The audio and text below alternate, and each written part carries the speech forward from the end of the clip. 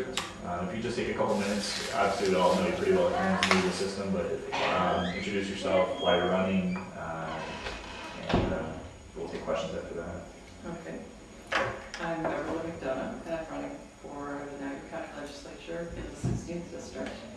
And I decided to become involved in the legislative race when I was no longer on the school board. I had time on my hands and I could look around at something else other than the school board and the school district. And I really, I use the word outrage, but I guess outrage really covers it because no one was asking questions about things that I wanted to hear about. And there are a lot of me's out there. No one was asking questions about, well, why are we doing this? It's driving our taxes up. Why aren't we doing this? Because you know, there are no jobs with living wages here. Why are we not doing, you know, so the list was long of what I was not hearing. And I decided to, with my husband's support, to become involved. And maybe I wasn't asking the right people or the right places in terms of what was being done, but I can also find that out after I'm elected. You know, I know that there's been some discussion from the IDA and what they've done and what they were trying to do, and you know, that's all good, but we need to see results. You know, so I became interested in the 16th district, and I've been running since spring. I have a family. My husband and I have been married more than 11 years. We have 5 children. As we blended our families, I have 2 sons, 3 grandchildren, and he has 3 kids and 6 grandchildren. So it's quite rude. Yeah. Well, he's a McDonough, you know. Yeah. All right. I guess if you were to get the seat, what would be your first thing, project-wise, resolution-wise? What would be your first? I work to reduce the legislature from 19 to a more workable size, which is about 11. 11. Okay. Do you have any? Have you even looked at a map to see how you would map that out, or how you figure it out? Yes, I have, but I really don't think it's you know, germane at this point. Yeah. You know, Okay. There are congressional districts that are just absolutely huge, and they're waging war and solving child insurance problems and healthcare issues, and with a huge constituency. And I think for the size of this county that we could take on larger districts for the issues that we face and still be responsible. Okay. Do you feel if, let's say, the legislature remained the same as far as who the majority is and who the minority is, if you were to come in as the minority, do you feel like you could get that passed? Do you think that's something you can get done?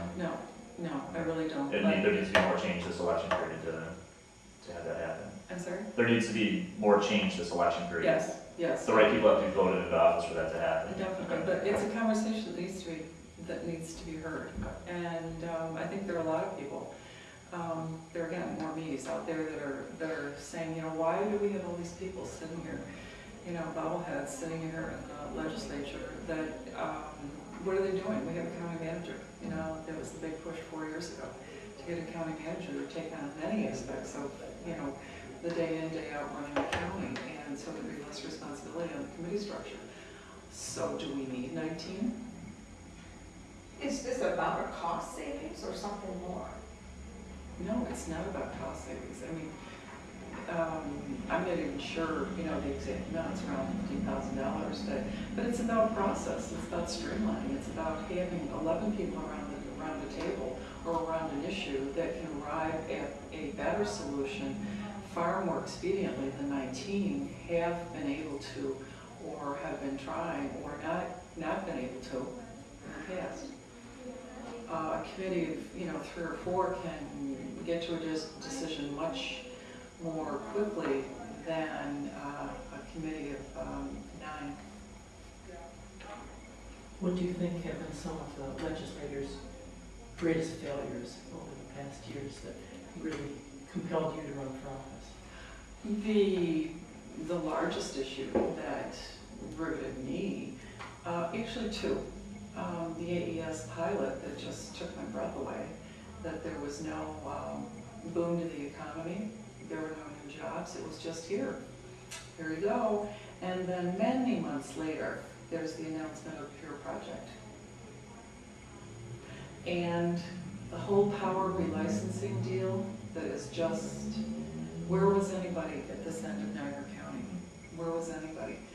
We could have taken over the power authority. We could have had control. We could have been in complete control in this county and parceling it out to the rest of the Northeast.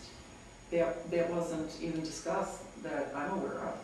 And 50 years ago, Robert Moses and the rest of the power authority figures were talking about low-cost power to farmers, small businesses, and the residents of Niagara County, and it never happened.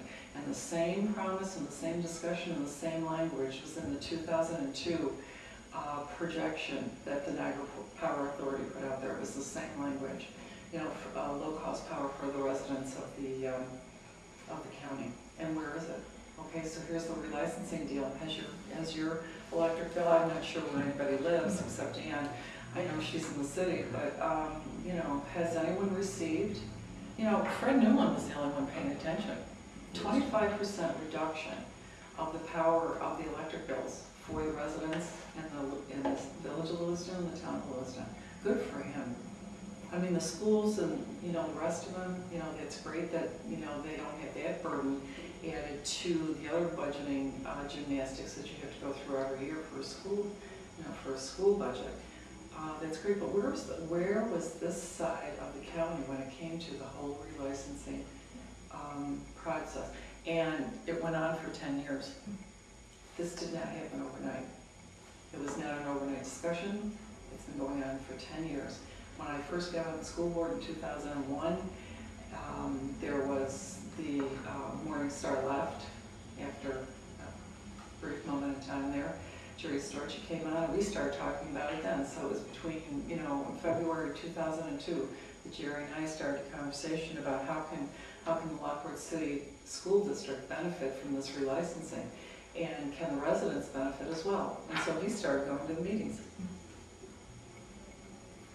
Now, as far as going back to the ADS pilot issue, and just what would you do if voted in with the IDA? I guess what changes would you have, either personnel-wise or with the IDA as a whole? Would you do away with it? You know, what are your thoughts there?